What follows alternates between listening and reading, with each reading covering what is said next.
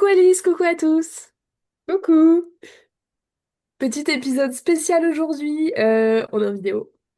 Ouais, Euh, une première. on va, ouais, une première. On va faire un petit épisode un petit peu différent aujourd'hui parce que déjà, comme vous le voyez, on est en vidéo, ce qui change d'habitude où c'est totalement podcast. Une Mais première. aussi parce que Alice va nous faire un retour d'expérience, un petit peu un témoignage de son voyage en Écosse qu'elle a fait la semaine dernière. Ouais. Alors, juste pour préciser, c'était effectivement un voyage principalement à Édimbourg, même si ça a un peu débordé. Et c'était un voyage tourné très Harry Potter. Donc, suite à vos demandes sur Insta, on s'est dit qu'on allait proposer ce petit épisode rétrospective à travers le Édimbourg sorcier. Alors, j'ai quasiment pas parlé de mon voyage à Lucie, ce qui fait que du coup, tu vas pouvoir me poser toutes tes questions. On va faire ça de manière assez interactive pour toutes les personnes qui ont envie d'aller découvrir Édimbourg. L'idée, c'est de vous donner aussi des idées un peu de quoi aller voir, où aller voir, et voilà. Ouais, j'ai juste été un tout petit peu spoilée en regardant tes réels Instagram sur ton compte où tu parlais un petit peu de tes voyages, tu faisais un petit récap journalier. Mais effectivement, je t'ai pas demandé plus d'informations pour qu'on puisse en parler un peu plus comme ça. Yes. Est-ce que déjà tu sais pourquoi est-ce que on dit que Édimbourg c'est le berceau de Harry Potter? Oui, parce que c'est là que J.K. Rowling a écrit une majorité de son livre, de ses livres. De son livre, elle en a écrit qu'un seul. Ok. Ouais, c'est ça. En fait, elle a déménagé à Édimbourg dans les années 90, du coup au moment où elle a commencé à écrire le livre, en fait au moment de la naissance de sa fille, Ouais, en 1993, la même année que moi. Et du coup, effectivement, elle a écrit les livres d'Harry Potter, principalement à Édimbourg. Donc les premiers tomes, effectivement, mais même les suivants, comme on va en parler, c'est sympa parce que tu vas voir, il y a pas mal d'endroits différents où on sait qu'elle a écrit. Alors on sait qu'il y a aussi des endroits où elle n'a pas écrit, parce qu'il y a pas mal de cafés qui mettent des plaques en disant J.K. Rowling n'a pas écrit ici. c'est C'est assez, marrant. c'est assez improbable, mais c'est l'humour anglais, quoi. Enfin, anglais, pardon, écossais. Je vais me faire taper sur les doigts si jamais je dis anglais. C'est pas la même chose. Non, l'humour britannique. Voilà. Donc ouais, du coup, elle a écrit ses livres principalement là-bas. Et d'ailleurs, de ce que je sais, elle habite toujours à Édimbourg. Ok. Puisqu'il se trouve donc, que j'étais là-bas avec des amis, dont un ami écossais qui habite à Édimbourg. Et qui m'a montré sur Google Maps l'emplacement de la maison de J.K. Rowling. Alors, je suis pas allée sonner à la porte. Donc, je ne sais pas si elle habite effectivement là ou pas. Mais Et apparemment, les gens de Édimbourg savent où elle habite, quoi. comment ça se fait? Ben, quand t'as quelqu'un qui achète une maison à plusieurs millions d'euros, en général, ça se sait C'est quoi. fou. Surtout que c'est pas comme si c'était quelqu'un qui allait passer inaperçu en se baladant dans les rues d'Édimbourg. Je pense que ça doit pas forcément être toujours tous les jours facile. Ouais. Donc, ouais, voilà, donc elle a écrit à peu près tous les livres à Édimbourg, en tout cas une grande majorité. Et en fait, il y a énormément de sources d'inspiration à Édimbourg, à commencer déjà rien que par l'ambiance de la ville. On dit souvent, tu sais, que dans Harry Potter, il y a une ambiance un peu cosy et tout. Moi, je l'associe vachement à la Grande-Bretagne. Alors, l'Écosse, l'Angleterre aussi, en fait. Je sais pas toi. Plus ou moins. Ok.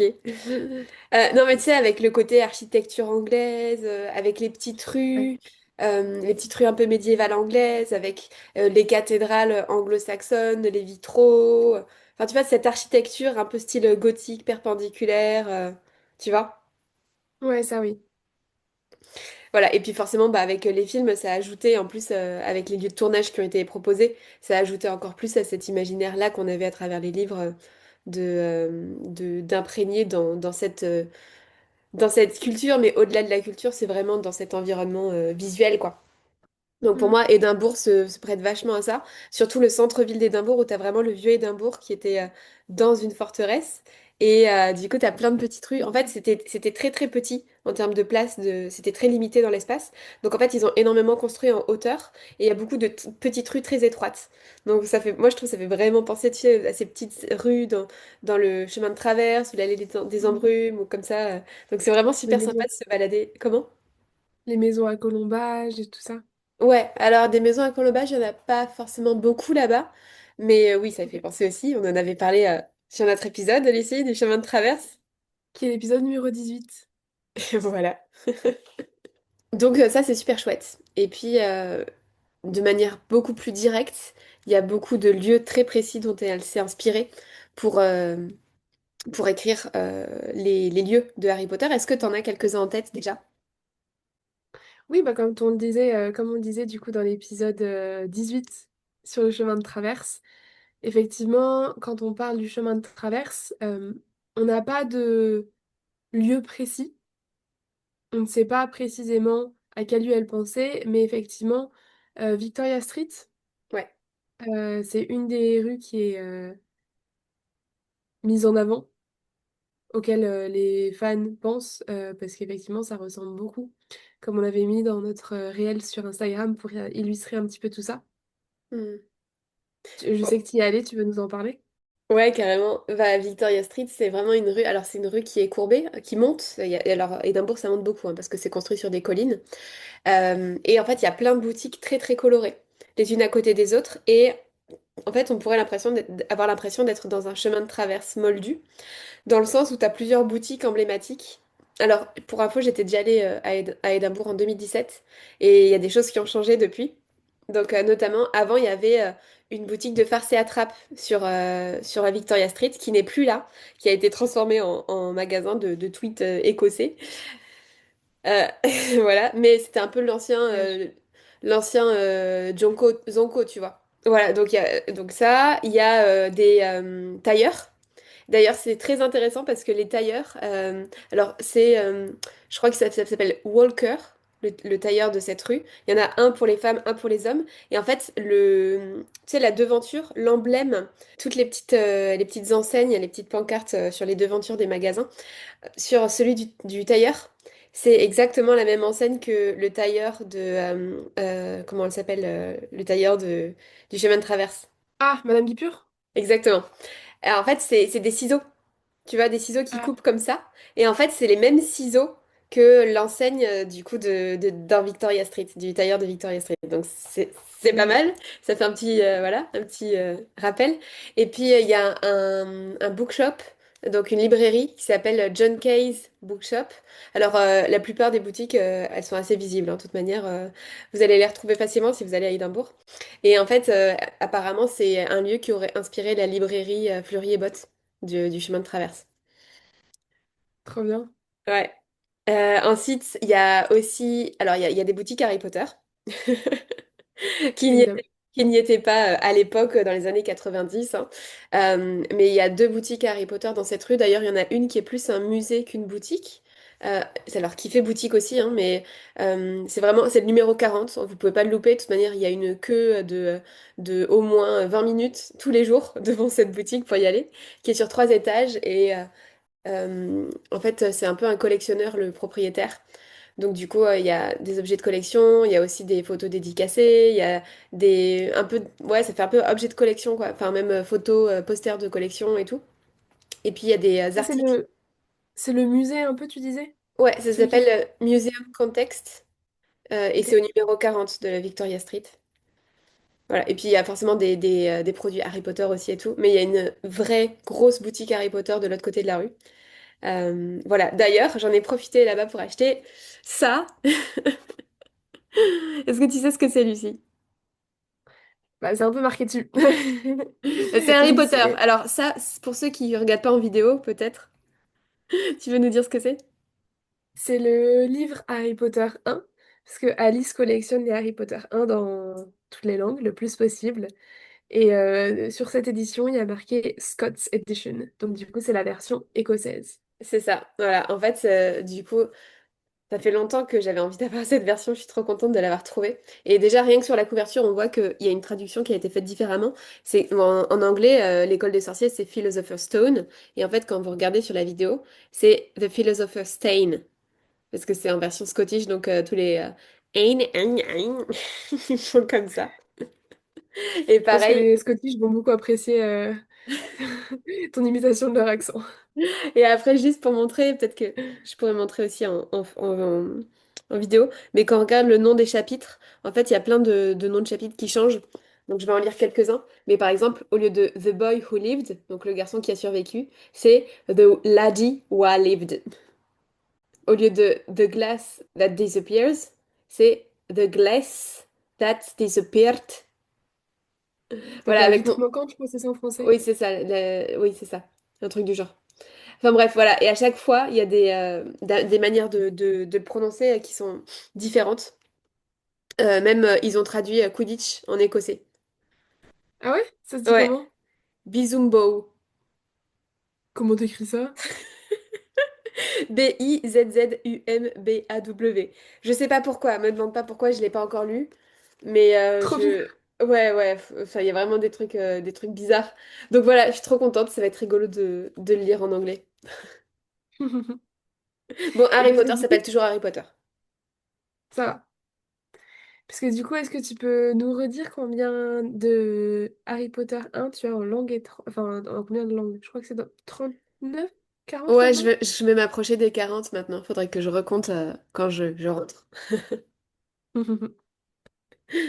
Donc voilà, donc ça fait un peu partie des boutiques qu'il peut y avoir sur Victoria Street. Il y en a une dernière qui est une boutique qui fait un peu boutique de magie noire. Donc qui fait beaucoup penser à Lucie. Barjo Weber. Voilà, qui, bon, normalement n'est pas dans le chemin de traverse, mais dans l'allée des embrumes. Mais du coup, il y a une boutique dans Victoria Street qui s'appelle The Caddies and Witchery Tour. Euh, Si vous voulez, tous ces noms, on pourra les mettre en commentaire sous la vidéo YouTube. Et cette boutique, c'est rigolo parce qu'il y a toute une histoire autour d'un méchant à Édimbourg qui s'appelle Burke. Ah ouais, Ouais. Et BRK du coup. ouais, ouais, Burke, comme Barjo et Burke. Et donc, je Trop sais pas bien. si elle a pris de là, mais du coup, ça fait un peu une histoire de magie noire. Et en fait, dans ce petit magasin qui fait enfin voilà, qui est tout noir avec des têtes de mort, des machins, il reste un petit bout en souvenir, un peu en mode relique, de la peau de Burke. C'est très glauque comme histoire. Je raconterai quand on parlera du cimetière, si tu veux. Mais voilà, il reste un petit bout de ce méchant vilain de Édimbourg qui a tué plein de personnes dans cette boutique. Donc c'est très bizarre, c'est très glauque, mais ça fait vraiment boutique de magie noire comme Barjo et Beurre, quoi. Ok, c'est marrant. Donc voilà, ça c'est un peu le tour de Victoria Street. Ensuite, il y a des endroits pour manger, il y a plein de choses, hein, mais voilà, c'est un peu les trucs en tout cas qui font penser à Harry Potter. Mm. On avait dit du coup sur notre épisode sur le chemin de traverse, donc toujours l'épisode 18, hein, qu'il y avait deux rues potentielles qui avaient fait penser J.K. Rowling au chemin de traverse. Il y avait Victoria Street. Et la deuxième, est-ce que tu te rappelles laquelle c'est? C'était en Angleterre là pour le coup. Ok, c'est pas à Londres. C'est Non, pas à Édimbourg. non, c'est pas Édimbourg. Ok, En, bon, en bref. revanche, à Londres, il y a un endroit qui a été utilisé dans les films pour tourner le chemin de traverse. Et j'ai bien l'intention d'y aller dans la semaine. Parce que je suis à Londres Ouais. là. Voilà. Ensuite, est-ce que tu as des idées de d'autres endroits qui ont inspiré Harry Potter? Oui, bah du coup, est-ce que peut-être on peut passer sur ce que tu viens de notiser, le cimetière qui, du coup, si je me rappelle bien de tes réels, c'est le cimetière qui a inspiré notamment pour faire Harry Potter 4. Et c'est le cimetière où J.K. Rowling s'est baladée et a trouvé beaucoup de noms pour les personnages de Harry Potter. Exactement, ça s'appelle Greyfriars Kirkyard. C'est un cimetière qui est en plein milieu de la ville. Vous le trouverez très facilement. Et C'est un grand donc, cimetière? il est quand même assez grand, ouais. Franchement, il est assez grand pour, tu te dis, c'est dans le centre-ville et tout. Ouais.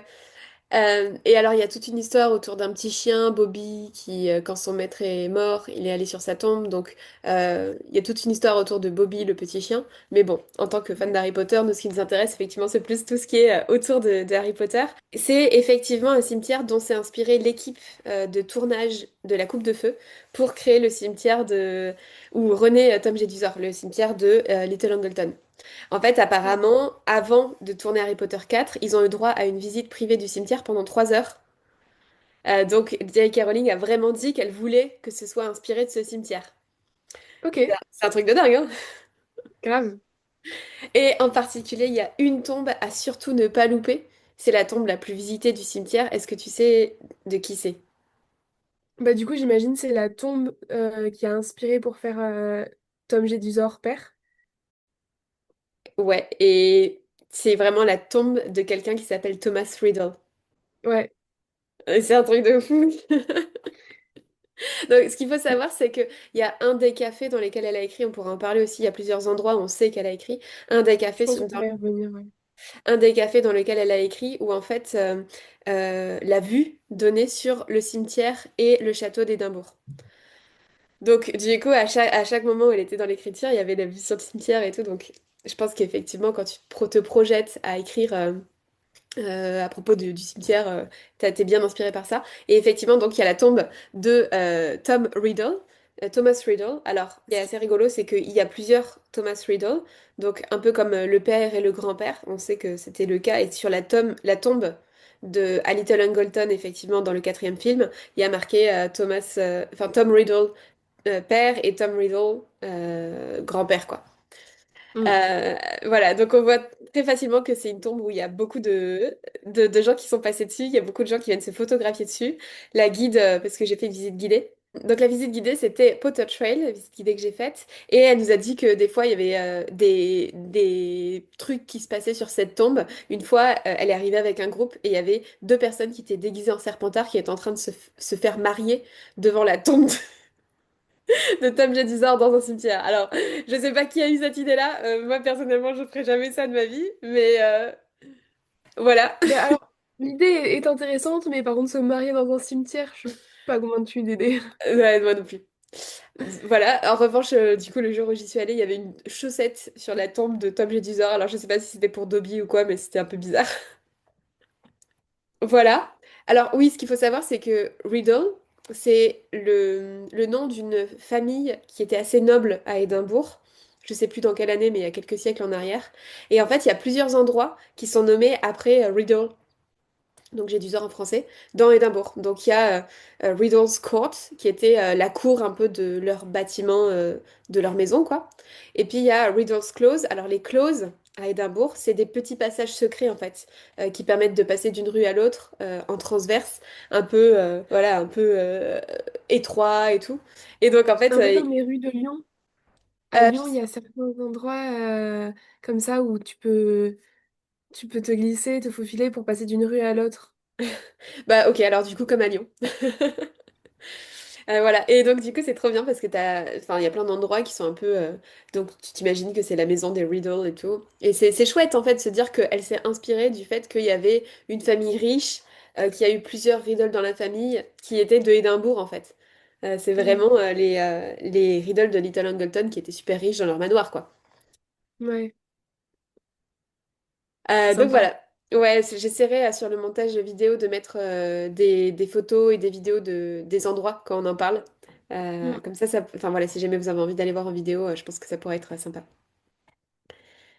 Voilà, mais ensuite, effectivement, comme tu disais, il y a plein de noms de personnages qu'on retrouve dans ces cimetières. Est-ce que t'en sais quelques-uns? Je sais qu'on en a déjà parlé. Je me rappelle de Gilderoy Lockhart. On- qui est un avocat écossais qui a une énorme tombe à son nom dans le cimetière. Donc, voilà. Je crois qu'il y a Maugrey Folleuil aussi, sous le nom de Moody ou Ouais, Moon. il y a Moody, alors c'est pas Maugrey Folleuil, hein, mais il n'y a pas écrit il y a Moody Madaille, mais effectivement il y a une Elizabeth Moody qui est enterrée. Est-ce que Et tu en je as sais pas d'autres? qui d'autre. C'est pas qui d'autre? Il y a Scrimgeour. Ah oui, Ouais, alors ouais, là pour le coup c'est la même orthographe ok. que le Scrimgeour de Harry Potter. Donc du coup, en fait, c'est comme ça. Il y en a certains, on sait que vraiment c'est à l'inspiration. Il y en a d'autres, il y a une tombe de Potter, mais en fait, on sait que c'est pas de là que vient l'inspiration. On sait que l'inspiration du Mm. nom Potter, ça vient de son ami d'enfance et tout. Voilà, donc il y a aussi des noms qu'on retrouve. Par exemple, il y a le nom Crookshanks, qui en français, c'est Patoron, qui Oui, est dans le cimetière aussi. Il y a Flint. Mais ça, on ne sait pas si elle s'est vraiment inspirée de là ou pas. En revanche, ok. effectivement, Scrimgeour, c'est sûr. Riddle, c'est sûr. Moody aussi. Euh, Burke, ça, je sais pas. Mais en tout cas, il y a une tombe, Ok. effectivement, donc ça, on va en reparler. Et il y a McGonagall aussi. Il y a un McGonagall dans ces cimetières. Il se Un trouve... McGonagall? Ouais, un McGonagall, William McGonagall, il se trouve que c'est quelqu'un qui est assez connu. C'était un poète écossais. qui apparemment est un très mauvais poète. Ah oui, c'est vrai! Oh, j'avais vu ça quelque part. Et donc du coup, apparemment, elle a vraiment annoncé, JK, que elle avait fait volontairement, en se disant que c'était assez cocasse d'avoir un très mauvais poète moldu, qui était une personne de la famille de Minerva McGonagall, qui avait vraiment beaucoup de standing, et voilà. Et, Hmm. euh, et effectivement, on sait que dans sa généalogie, McGonagall, elle a son père qui est d'origine moldue. Donc ça fait... Hmm. enfin, voilà, il y a vraiment un sens cohérent avec le fait que potentiellement c'est un ancêtre de McGonagall, quoi. C'est marrant. Ouais. Est-ce que tu veux que je te raconte l'histoire du coup de Monsieur Burke? Ouais, parce que ça m'a un peu intriguée, j'avoue, cette histoire. C'est un peu glauque, effectivement. Il y a une histoire un peu glauque autour de ce qui s'est passé à Édimbourg à une certaine période. Alors, j'ai pas noté les périodes, moi je suis nulle pour les dates. Mais bon, je pense que on peut se dire, ça fait très Sweeney Todd en fait comme histoire. Donc voilà, vous replacez un peu l'ambiance. En fait, il C'était y a une. quand, Sweeney Todd? Sweeney Todd, ça doit être, je sais pas, 18e, tu vois. Je Euh, vérifie. ouais. Mais tu peux même chercher, hein, ça se trouve, si tu cherches Burke à Édimbourg, tu vas trouver. En gros, c'était une époque où l'école de médecine avait besoin de corps pour pouvoir disséquer, etc. C'était pas toujours facile de trouver des cadavres comme ça pour les chirurgiens, pour vraiment s'entraîner, etc. Et donc, du coup, ils ont instauré un truc où, en gros, si jamais t'apportes un corps, bah en fait, tu seras rémunéré pour avoir apporté un corps sans qu'on te pose de questions ni quoi que ce soit, sans chercher à savoir voilà, d'où ça vient ou quoi. Donc en fait, il y a beaucoup de personnes à cette époque-là qui, quand il y avait des enterrements, ils rôdaient autour des cimetières avec une pelle et dès que la cérémonie était terminée, ils allaient déterrer le corps qui était encore frais pour l'apporter à l'école de médecine, quoi. C'est magnifique. Euh, Voilà. Et donc en fait, à cause de ça, il y a certaines tombes où ils ont mis des barreaux autour en métal pour empêcher qu'on enlève les corps de la tombe à cette Ok. époque-là. Globalement, quand t'as porté comme ça un corps, t'avais un petit pécule de money, et c'était quand même pas trop mal vu les conditions de l'époque. Surtout que t'étais plutôt bien rémunéré, en fait, en fonction de l'état du corps. Donc le truc, c'est que si jamais il était un peu vieux, c'était pas ouf. Mais si jamais il venait juste d'être enterré, bah c'était un peu mieux. Même s'il y avait de la terre, c'était pas forcément cool. Et du coup, il y a Monsieur Burke qui a décidé d'en faire un peu un commerce, une affaire. Donc il s'est mis à regarder un peu le soir, tard les gens qui sortaient des pubs un peu éméchés, qui se baladaient dans les rues, et puis leur proposer un coup en plus à boire dans son appartement. Et puis, ben, le lendemain, il y avait un corps de plus qui était apporté à l'école de médecine, et il était bien rémunéré parce que c'était un corps qui n'était pas du tout abîmé, en très bon état, voilà. Et comme ça, il y a eu 16 victimes qui ont été... Alors, il y avait Burke et puis son associé, dont j'ai pas le nom. Burke et Hare, Hare. Parce Ok, que sur Internet, on parle des meurtres de Burke and Hare, connus aussi sous le nom des meurtres de Westport, une série de crimes de sang commis à Édimbourg entre novembre 1827 et le 31 octobre 1828. ok, voilà, parfait, comme ça on a toutes les infos. Et donc il y a eu 16 victimes comme ça, jusqu'au jour où, je sais pas si c'était une maid, quelqu'un qui venait faire le ménage ou comme ça, dans cet appartement. Et en fait, ils avaient oublié le soir même d'emmener le corps, ils s'étaient dit on le gardera pour demain, ils avaient oublié que la fille venait dans l'appart. Elle a vu le corps et en fait elle les a dénoncés. Donc ils se sont fait interroger chacun dans une pièce séparée. Et Burke en fait a dit ah non, non, mais c'est un ami, il était censé dormir là, je sais pas ce qui s'est passé. J'étais pas là, donc ben, on vient de le découvrir aussi, je sais pas. Et puis l'autre, Hare, du coup son associé, en fait, il a tout balancé, il a dit non, mais c'est lui qui m'a entraîné là-dedans, moi j'aurais jamais fait ça, et il y en a eu 16 et nanana, il a tout balancé sur l'autre. Ah Et oui, donc, et donc en faut fait, bien choisir ses amis, Monsieur Burke. ouais, c'est ça. Et donc en gros, le Hare, il a été relâché. Et le Burke, en fait, c'est lui qui a pris tout le blâme. Et donc, du coup, il a été condamné à la peine de mort et condamné, du coup, à aller être disséqué à l'école de médecine après. Ok. En fait, ils ont gardé un petit bout de peau qu'ils ont exposé au magasin, du coup, qui s'appelle Candies and Witchery Tour à Victoria Street. Je sais pas pourquoi ils ont gardé un petit bout de peau, me demande pas, c'est dégueulasse. C'est dégueu. C'est horrible. Voilà, donc il est possible que ça ait inspiré ce nom de Barjoan Burke dans Harry Potter. Parce qu'en soi, c'est un peu barjot de faire ça. C'est un peu barjot de faire ça, pas mal. Pouloum, tch. Voilà, un peu, c'est l'histoire du cimetière de Greyfriars. Cool. Bah, merci pour l'histoire. Est-ce qu'il y a d'autres endroits auxquels tu penses ou dont ta connaissance qui auraient pu inspirer des lieux de Harry Potter? Alors, pas forcément des lieux, mais je sais que t'es allé au musée. Je sais pas si c'est le musée national ou quoi.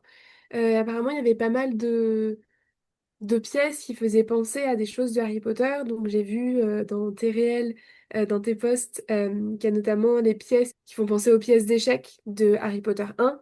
Ouais. Qu'il y a, je sais pas si c'est une sculpture ou quelque chose qui fait penser au retourneur de temps. Ou alors, je sais pas.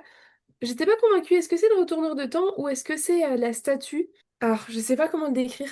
C'est dans les films, on les voit notamment par exemple dans le 5 au moment où Ombrage est avec Rusard derrière l'horloge et il voit le petit groupe arriver. Ou Ah oui. alors dans le 3 c'est notamment au moment où, de la fin du retourneur de temps, La il grande regarde. horloge, du coup. Ouais, Bah, en fait, c'est ça pour le coup, c'est plus moi qui me suis dit, tiens, il y a une source d'inspiration visible. Effectivement, donc c'est au National Museum of Scotland qui est gratuit. Ah, donc ça, c'est cool. ok, Ce qui est sûr, c'est qu'effectivement, les pièces de l'échiquier dans Harry Potter 1 ont exactement la même apparence que les pièces de l'échiquier de Louis, qui est un échiquier très ancien en fait, a priori qui vient de Scandinavie et tout, et qui avait été dans un navire qui a sombré, et ensuite qui a été retrouvé plus tard, qui a été enterré. Les restes ont été enterrés sur une plage, et finalement, il y avait l'échiquier en entier, et finalement, c'est un, je sais pas, un paysan, ou enfin bref, un gars du coin qui les a ok, vendus au musée. Et en fait, il les a vendus à deux musées, donc ils se sont fait avoir parce qu'ils ont eu que la moitié des pièces en fait. Chacun d'un côté, ils savaient pas qu'il avait proposé à deux. Mais effectivement, en fait, quand tu regardes les pièces, t'as vraiment l'impression qu'elles sont prêtes à prendre vie. La reine, elle a l'air de s'ennuyer à mourir, etc. Et donc, du coup, a priori, c'est vraiment de là que ça vient. ok, En fait, elle voulait que ce soit les pièces de l'échiquier de Louis qui soient là. Après, il y a une malle qui fait vraiment beaucoup penser à la malle de Maugrey Folleuil. Effectivement, moi, la statue, elle m'a fait penser, que j'ai partagée sur Insta, me faisait penser beaucoup au retourneur de temps. Euh, mais sans certitude que ce soit le cas pour le coup. Mais je pense vraiment, enfin, tu vois, si les producteurs du film, ils ont visité le cimetière de Édimbourg, il y a moyen qu'elle ait dit aussi, ah, mais là-bas, il y a telle inspiration, ceci, cela. Elle connaît quand même bien Édimbourg, quoi. Donc, à mon avis, elle a pu donner ses idées d'inspi, quoi. ouais, clairement. Et du coup, tu disais la moitié des pièces sont dans ce musée et l'autre moitié, elle se trouve où? Eh bien, je ne sais pas. Elle a dit la dame pendant la visite, mais j'ai oublié. Ok. Ensuite, il y a un autre endroit qui a inspiré Harry Potter, qui est assez évident. Ouais. Dans les Highlands, je crois, en Écosse, donc dans les... Alors là, j'étais toujours sur Édimbourg pour l'instant, Ah, mais on pourra venir aux Highlands après. ok. Vas-y alors, j'ai pas d'idée. Ben, en fait, tout à l'heure, j'ai dit qu'il y a un des cafés dans lesquels elle écrivait. Elle avait Ah la vue oui, sur... oui, bah, on sait qu'il y a un café, Elephant House, qui a brûlé, je crois, il y a quelques années, mais où elle a écrit les premiers chapitres de Harry Potter 1. Et je sais que tu as pu le visiter, notamment en 2017, il n'avait pas brûlé à cette époque. Et je sais que dans les toilettes, il y avait plein de références à Harry Potter, les murs étaient couverts euh, d'écriture, les premiers mots d'Harry Potter, etc. Ouais, alors, effectivement, donc elle a écrit beaucoup Elephant House. Donc, comme tu l'as dit, il a brûlé en 2021. En fait, il y a une Elephant House aujourd'hui sur Victoria Street, mais qui est la boutique temporaire. Donc, c'est pas l'endroit originel. Donc, si vous allez à Édimbourg et que vous visitez, non, ce n'est pas là que J.K. Rowling a écrit les Harry Potter. Elle a écrit dans le Elephant House originel, qui est dans la rue au-dessus de Victoria Street. Ça s'appelle George 4 Bridge, enfin, George 4 Ok. Bridge. Et effectivement, donc ça a brûlé. Mais depuis les fenêtres de ce café, on avait la vue sur le cimetière et le château d'Édimbourg. Donc je vais revenir sur le château, parce qu'il y a quand même une belle inspiration d'un château bien connu dans Harry Potter. Effectivement, Elephant House, donc en fait aujourd'hui quand on passe devant l'original, c'est tout barricadé, et on voit qu'effectivement ça a brûlé, mais complètement, c'est un incendie apparemment qui est parti d'un étage en dessous. Il y a marqué sur la porte Awaiting Reparo. Donc on attend Oh. le Reparo. Quand je suis passée plusieurs fois devant, parce que Édimbourg c'est quand même assez petit, et il y avait des gens qui travaillaient effectivement dedans en train de faire des travaux. Donc a priori c'est censé réouvrir soit plus tard dans l'année, soit au plus tard en 2026. Donc en fonction de votre date à laquelle vous allez à Édimbourg, il est possible que ce soit de nouveau en état.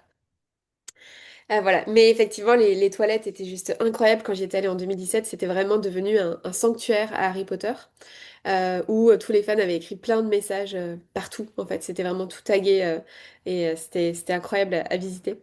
En revanche, t'as dit qu'elle avait écrit le premier Harry Potter ici et c'est faux, en fait. Ah oui? Ouais, a priori, elle aurait écrit les suivants.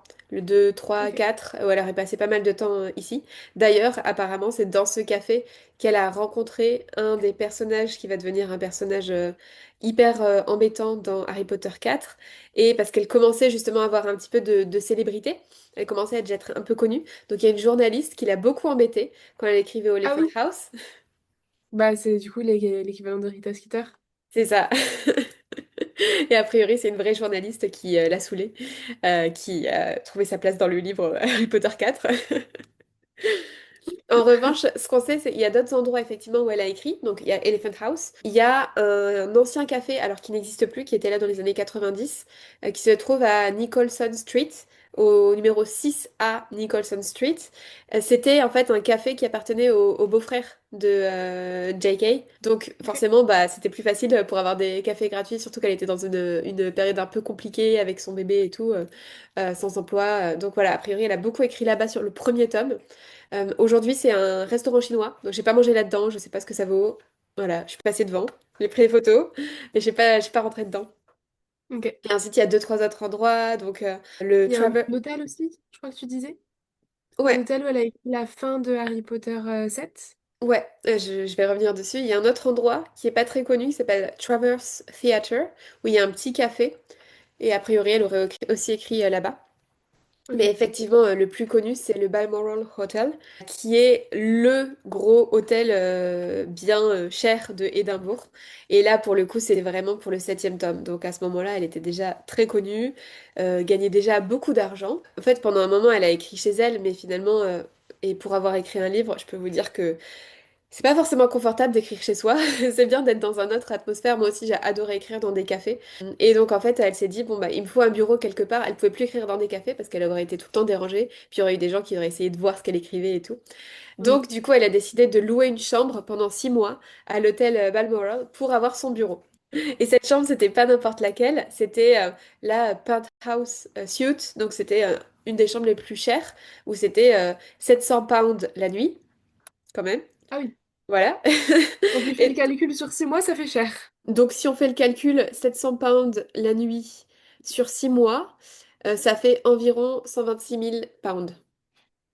Voilà. Ouais. Donc, bon, après, ceci dit, Harry Potter 7 lui a apporté beaucoup plus que, que ça, hein, je pense. Avant de partir, elle a dédicacé, enfin, elle a mis un tag sur un buste dans la chambre en disant J.K. Rowling a terminé Harry Potter 7 ici. Et en fait, elle a rien dit au staff et elle s'est barrée. Et ils l'ont Trop drôle. découvert quelques jours après. Et ils se sont dit, mais c'est quoi ce truc?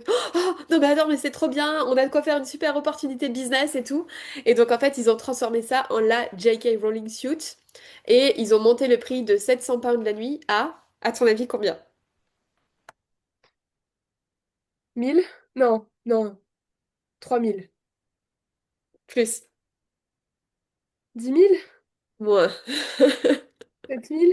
5000 pounds la nuit. Sachant que le minimum, c'est réservation de 2 nuits. Ah ouais. Ouais.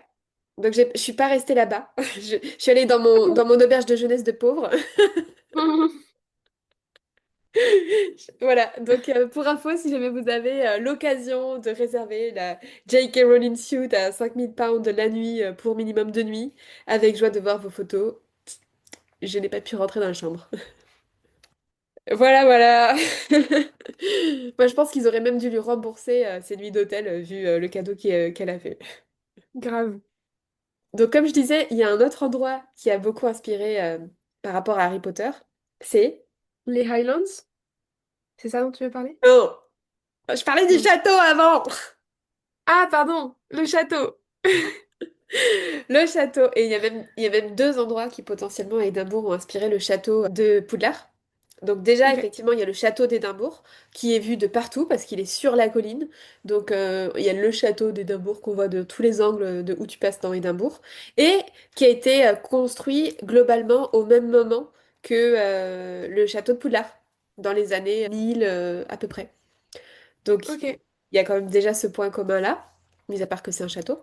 Et puis, ce qui est assez rigolo, alors ça c'est assez récent, mais en fait ils ont construit comme une espèce de stade adjacent au château. Donc c'est pour des projections, des événements. Là, en plus, il y avait ah le oui, Edinburgh Fringe Festival qui commence, qui dure le mois d'août. Donc je pense que c'est probablement pour ça, mais du coup, t'as l'impression qu'il y a un terrain de Quidditch accroché au château. Donc c'est assez rigolo. énorme. C'est pas là où ils ont projeté Harry Potter 1, je crois, Harry Potter un 2. soir? Enfin, peut-être Ouais. Harry Potter 1 aussi, mais oui, je suis dégoûtée. C'était le premier ou le deuxième soir de mon arrivée, j'étais pas au courant. Et effectivement, il y avait une projection de Harry Potter au château d'Édimbourg. La prochaine fois. Et la prochaine fois. Et il y a un autre endroit qui a aussi inspiré J.K. Rowling par rapport à Poudlard.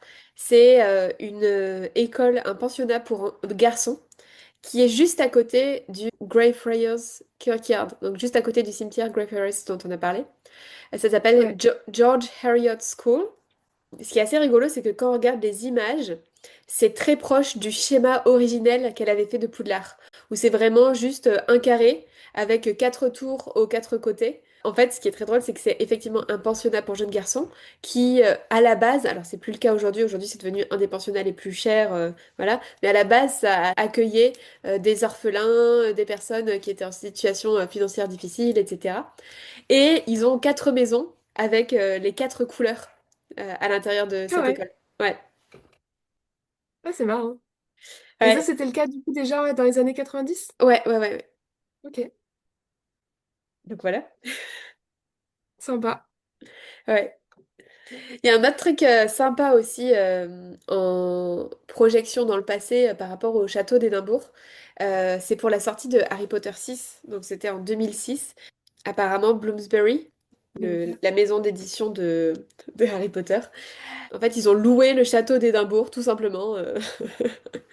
Pour la sortie de Harry Potter 6. Ils ont organisé tout un événement autour où ils ont demandé à des enfants de faire une dissertation de ce que j'aime à propos d'Harry Potter.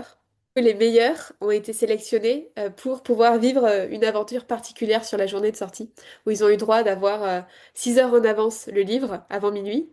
Donc à 18 heures, ils ont eu leur livre. Bon, sauf qu'il manquait un chapitre. Il manquait un chapitre, voilà, je crois que c'était le 5 ou le 6e chapitre, mais ils pouvaient commencer. Et puis, ils ont eu un repas dans une salle de réception dans le château qui a été transformée en grande salle, quoi, tu vois, avec Ok. des chouettes et tout. Ça, c'est la guide qui nous l'a raconté. Parce que du coup, apparemment, elle avait candidaté, elle avait fait la rédaction, mais elle n'a pas été sélectionnée, elle était dégoûtée. Oh non, Et apparemment, du coup, l'auteur est venu leur lire le chapitre manquant à minuit. trop stylé. Ouais. Mmh. J'aurais bien aimé y être, mais bon, à cette époque-là, je parlais pas assez bien anglais. Quoique le 6e, je l'ai quand même lu en anglais avec maman, mais bon, je pense que j'étais un peu trop jeune et que j'aurais pas pu partir à Édimbourg toute seule. Mais bon, ça donne envie quand même, hein. Moi aussi, j'étais trop jeune. Oui, toi, je pense que à 6 ans, t'aurais pas fait grand-chose. Je parlais même pas, je savais même pas lire. Non, tu savais dire Malfoy. Dumbledore. Voilà un peu pour les châteaux. Tu sais qu'il y a encore un autre endroit aussi qui a inspiré J.K. Rowling là-bas. Dans C'est... Édimbourg? Ouais, alors c'est rigolo parce que c'est comme une espèce de petit village qui fait presque un peu campagne dans Édimbourg. Ça s'appelle Dean's Village. C'est un peu à l'ouest de Édimbourg. Enfin, du centre-ville. C'est dans Édimbourg, mais c'est un peu à l'ouest du centre-ville. C'est super mignon. Il y a des jolies maisons qui sont posées là. Il y a une petite rivière qui passe le long, de la verdure et tout. Et a priori, ça aurait inspiré son idée de préolard et d'avoir un endroit où les élèves peuvent s'échapper pour aller Ok, se balader comme ça le week-end, quoi. sympa. Ouais. Et c'est le village qui s'appelle Dean's Village? Oui, c'est ça. Ok. Et est-ce que du coup, la Dean's Forest qu'on voit dans Harry Potter 7, Elle est en Écosse aussi ou pas? Non, je crois qu'elle est dans le... Je sais plus si c'est Wales, donc au Pays de Galles, ou si c'est dans l'ouest de l'Angleterre, près de Bristol, tout ça, mais Ok, c'est dans ce coin-là. ok. Et Lucie, je te propose officiellement de faire un full voyage Harry Potter au UK avec moi l'été prochain. Si je suis Oui, de retour, oui, avec plaisir. elle hoche la tête avec les yeux grands ouverts, oui. Je veux. Bon, ensuite, j'avais vraiment envie de montrer en vidéo quand même parce que j'ai fait une petite folie. Je suis allée dans une librairie, alors des bookshops, des librairies, il y en a partout à Édimbourg, mais il y en a qui sont juste magnifiques, on a vraiment l'impression que c'est fleurie et botte avec des livres qui débordent de partout et tout. Et donc je suis rentrée dans une, comme ça, par hasard, et je vois plein de Harry Potter 1. Je me suis dit, tiens, c'est rigolo, il doit y avoir une spécificité.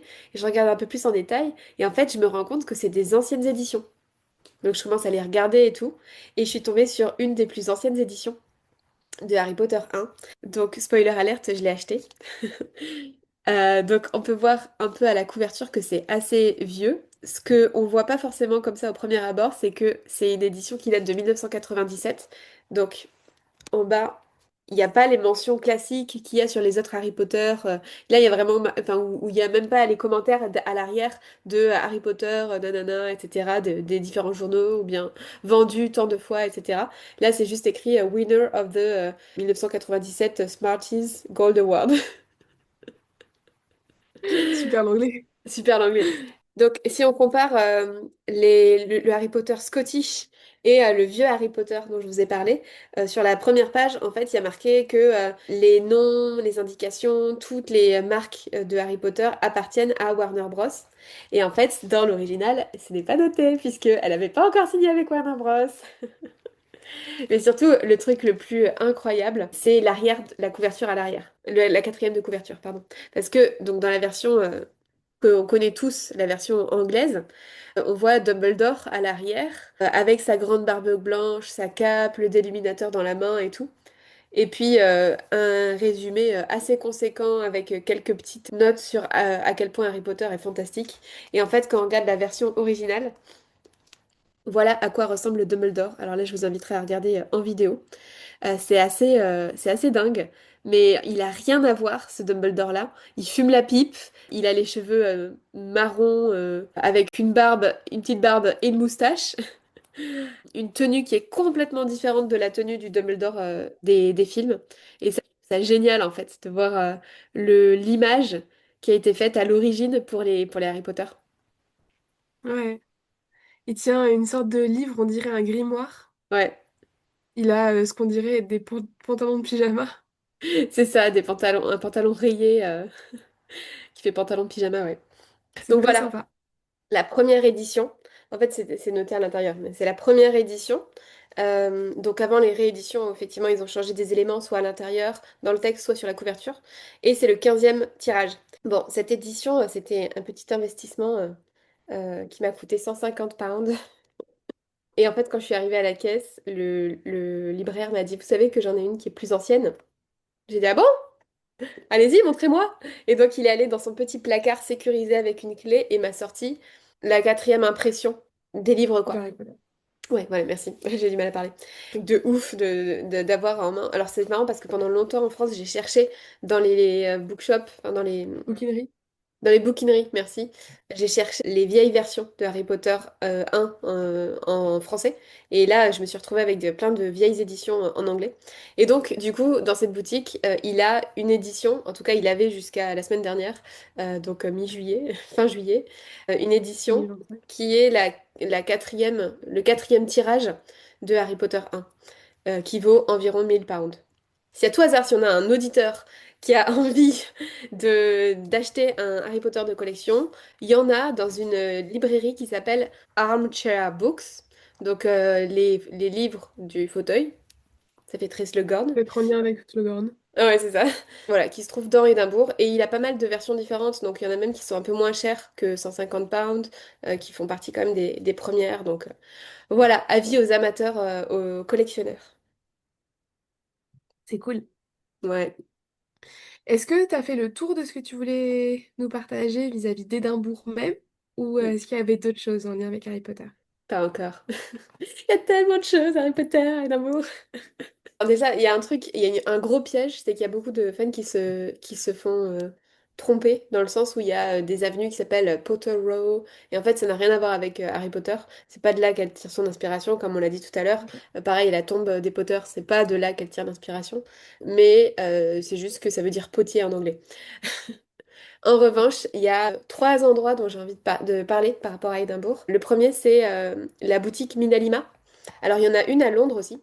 Minalima, c'est les créateurs de tout ce qui est artefacts, papier, etc. dans les films. Ils ont une boutique du coup à Édimbourg de toutes leurs créations. Donc on retrouve les affiches de bonbons, les livres scolaires. Évidemment, il y a les Harry Potter en version Minalima, donc les trois premiers. Mais il y a aussi plein de posters qui apparaissent dans les films et qu'on voit pas forcément. Et par exemple, j'ai été vachement surprise dans le premier Harry Potter en film, quand on voit Voldemort qui va tuer Lily dans la chambre de Harry. En fait, il y a un poster au mur et en fait, c'est l'alphabet pour les enfants, genre A, B, C, etc. Mais avec des mots sorciers. Et en fait, c'est un poster qui a été réalisé par Minalima qui est dans la chambre de Harry. Ah ouais, Voilà, je me suis dit, ah, mais incroyable. Enfin, c'est le genre de détail qu'on ne voit pas en fait en tant que spectateur parce que ça va beaucoup trop vite. Comme tous les papiers de bonbons, tous les papiers de produits de la boutique de Fred et Georges ou bien Onedux, etc. En fait, c'est plein de détails qui rendent les films vachement vivants, dont on n'a pas forcément la conscience en tant que spectateur, quoi. Donc, je trouve ça génial de pouvoir se plonger dans leur univers et de leur création. Et c'est vraiment sympa comme visite aussi. trop bien. Et tu peux entrer gratuitement dans le magasin? Ouais, c'est un magasin, donc du coup, tu peux te balader. C'est pas très grand, il y a pas mal de choses quand même. Et t'as des produits que tu peux acheter aussi, j'imagine? Ouais, bien sûr. Tu peux T'en acheter as à peu acheté, toi? près. Non, j'en ai pas acheté. Je venais juste d'acheter mon Harry Potter version version vieille, donc j'ai fait c'est bon, le budget est passé là. Ouais, il y a plein de choses à acheter. Et puis même, en fait, c'est des créateurs qui ont fait d'autres choses. Donc, par exemple, ils ont des livres illustrés, des contes, de vieux contes comme Blanche-Neige et les Sept Nains, Peter Pan, etc., qui n'ont rien à voir avec Harry Potter, mais qui sont aussi en vente dans cette boutique. Ok. Voilà. Ensuite, autre lieu aussi emblématique, si jamais vous avez envie d'aller voir ça, dans l'hôtel de ville de Édimbourg, un peu comme à Hollywood, il y a des noms de célébrités de Édimbourg, et donc il y a le nom de J.K. Rowling avec ses empreintes de main qui ont été coulées dans du béton en 2008, donc après la sortie du dernier livre. Donc si vous voulez aller mettre vos mains dans les mains de J.K. Rowling, vous allez avoir les mains dégueulasses, mais vous pouvez le faire. Tu l'as fait, toi? Ouais. Hmm. Dernière chose, alors il y a un bar qui fait Harry Potter. Officiellement, ils n'ont pas la licence. Et ça s'appelle Department of Magic, donc c'est le département de la magie.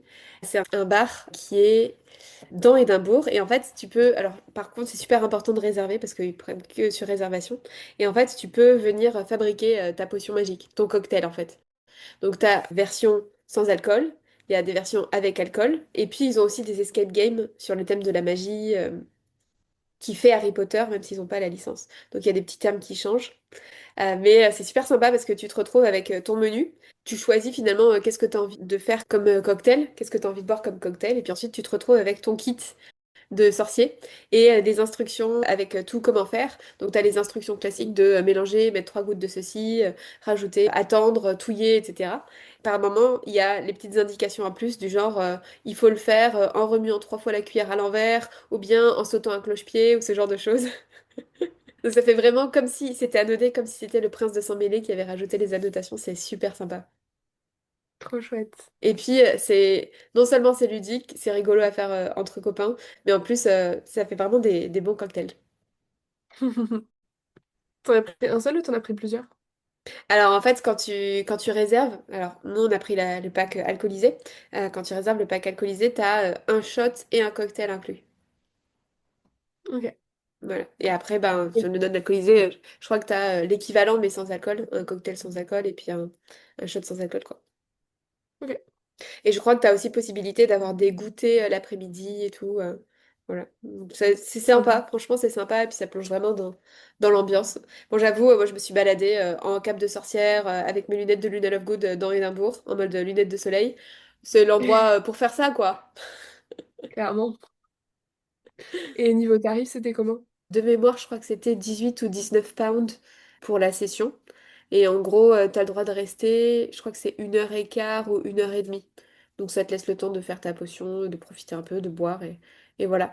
Et ça, du coup, ça fait, en euros, ça doit faire 22, 20, un truc comme 21, 22 euros, je pense, quelque chose comme ça. Oui, c'est très raisonnable Ça, pour ce que c'est. ouais. Cool. Voilà pour Édimbourg, c'était un super voyage et je recommande vraiment aux fans d'Harry Potter d'aller visiter cette ville parce que ouais, on a vraiment l'impression d'être connecté à fond à cette magie quoi. Mais je crois que c'est pas tout à fait fini parce que même si c'est pas Édimbourg même, t'es allé dans les Highlands, Ouais. donc un peu plus au nord d'Édimbourg. Et donc c'est là où ils ont eu l'inspiration pour... enfin, au J.K. Rowling, il y a eu l'inspiration notamment pour... là où il y a le pont et où le Poudlard Express passe par-dessus.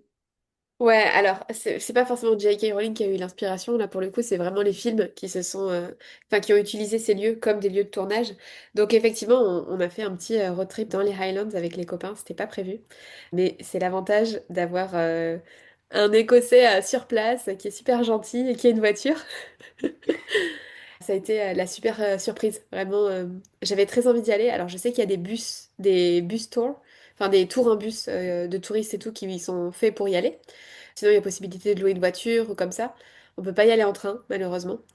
Ok. Ça fait quand même 3h30 de voiture de Édimbourg. Donc, c'est pas à côté. C'est vraiment un voyage à la journée pour y aller, quoi. Sachant que effectivement, donc il y a le viaduc de Glenfinnan où on voit, bah, c'est l'endroit où Harry et Ron arrivent en voiture volante sur le viaduc et qu'en fait ils sont failli se faire écraser par le train et puis la voiture elle tourne autour et Harry faillit tomber de la voiture sur le train, etc. Pareil dans Harry Potter 3 quand le Poudlard Express s'arrête et que les détraqueurs montent dans le train. En fait tout ça ça a été tourné au viaduc de Glenfinnan où il y a vraiment un train qui passe. Alors là, pareil, il faut pas se louper sur les horaires, puisqu'il passe 2 fois par jour dans un sens et dans l'autre. Oui. Ouais. Il passe, alors je crois que l'hiver, il ne passe pas, ou il passe beaucoup moins. Donc sur la période estivale, voilà, c'est 2 passages dans un sens, 2 passages dans l'autre. Faut bien vérifier les horaires. Nous, on est arrivé du coup pour le deuxième passage dans le sens, mais on est arrivé un peu juste. Donc il y a toute une balade, en fait, une randonnée un peu à faire qui fait 20-25 minutes pour aller vers le super joli point de vue. On n'a pas eu le temps de la faire parce que du coup on avait peur de le louper, du coup on s'est retrouvé sous le pont pendant qu'il passait. Mais du coup on s'est posé pour voir le train passer et c'est assez dingue. En tout cas moi ça m'a vraiment ému d'être là, de voir le viaduc, de voir le train passer. Alors il est beaucoup plus lent que ce que j'imaginais pour le coup. Et le viaduc, pareil, j'avais l'impression qu'il était beaucoup plus haut, beaucoup plus grand, mais en fait finalement il est très choupinou en fait, il est mignon, il est petit. Mais par contre, ça fait vraiment un truc quoi. Enfin, moi ça m'a vraiment touchée d'être là. Je pensais pas. Trop bien. Ouais, ouais, c'était génial. Mais voilà, en tout cas, si jamais vous avez envie d'y aller, pensez à arriver quand même bien en avance parce que nous, c'est un peu à fait avoir là-dessus. Il y a un parking. Bon, évidemment, ils sont très doués pour faire payer les choses qui sont gratuites. Donc, il y a un parking qui est payant. Et le truc, c'est qu'il est assez rapidement plein. En fait, nous, on était trois. Notre ami écossais, il y était déjà allé. Donc, du coup, il est allé se garer plus loin en voiture. Il n'est pas venu avec nous. On y allait que toutes les deux avec mon ami. Voilà, donc du coup, pensez à arriver bien en avance, surtout si vous voulez aller vers le point de vue. Il y a beaucoup de monde, hein, même si vous n'allez pas vers le super point de vue au milieu de la balade.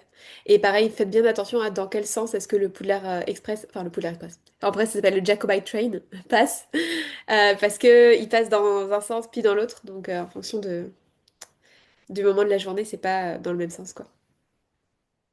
Ok.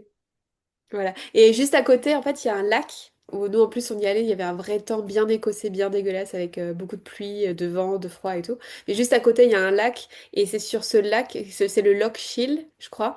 Et c'est sur ce lac qu'il y a eu des scènes qui ont été tournées avec Buck, par exemple. Quand Harry il monte sur Hmm. Buck et que du coup, il fait son Wouhou!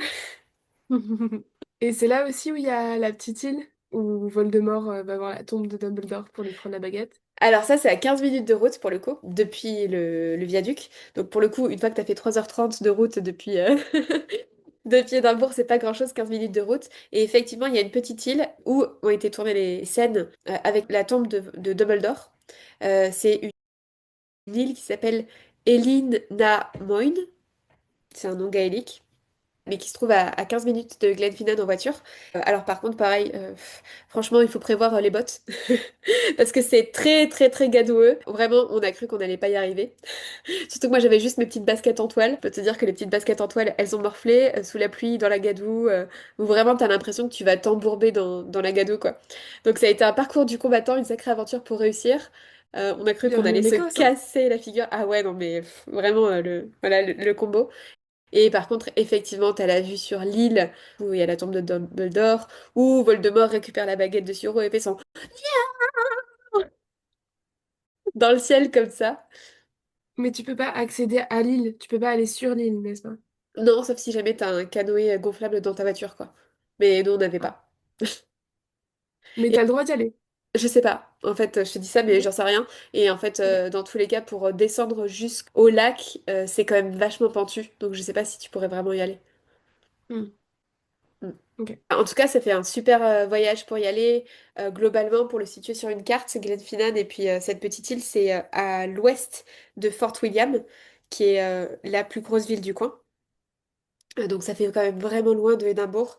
Après, il y a plein d'autres choses à voir dans les Highlands, que ce soit hors Harry Potter, mais même en fait, il y a des lieux de tournage quand même où justement il y a eu des scènes visuelles qui ont été tournées, de la cabane d'Hagrid, etc. Bon, nous, on n'a pas fait ça, mais peut-être qu'on fera ça l'été prochain, Lucie.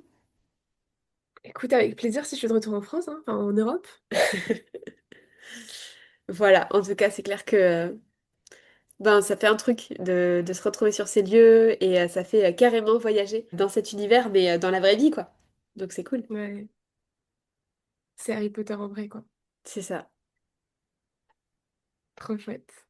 T'avais d'autres lieux ou quoi que t'as vu ou dont t'as envie de nous parler sur en Écosse? Bah, moi, c'est tout ce que j'ai fait, c'est déjà pas mal. C'est déjà pas mal. Ouais, après, comme je dis, il y en a plein d'autres à faire dans les Highlands, mais ça, c'est à voir après, au cas par cas, quoi. Hmm. Ok. Bah écoute, merci beaucoup Alice pour ton témoignage, ton retour d'expérience, pour les histoires. Est-ce que ça te J'espère donne que... envie d'aller à Édimbourg, Lucie? Ah bah clairement, de toute façon, moi, Édimbourg, j'ai toujours eu envie d'y aller, globalement. Donc ouais, carrément, carrément. À faire bientôt, j'espère. Bah, du coup, on est curieuse aussi de savoir parmi vous, les auditeurs, s'il y en a certains d'entre vous qui y êtes déjà allés ou qui avaient vu d'autres choses aussi que j'ai pas mentionnées, que ce soit à Édimbourg ou dans les Highlands. Avec joie d'avoir vos partages, vos retours. C'est toujours hyper enrichissant ouais, de pouvoir savoir un peu les expériences des uns et des autres. Et si Carrément. quelqu'un achète le Harry Potter ancien à 1000 pounds aussi, on veut bien savoir. On veut bien des images. Trop chouette. Ben, merci beaucoup Alice pour tout ça. J'espère que ça vous aura plu. Dites-nous si, ouais, si ce concept vous plaît ou pas. Si oui, on pourra sans doute en faire un sur Harry Potter à Londres, vu que Alice y est actuellement. Yes, avec plaisir. À bientôt pour un prochain épisode. Merci, à bientôt.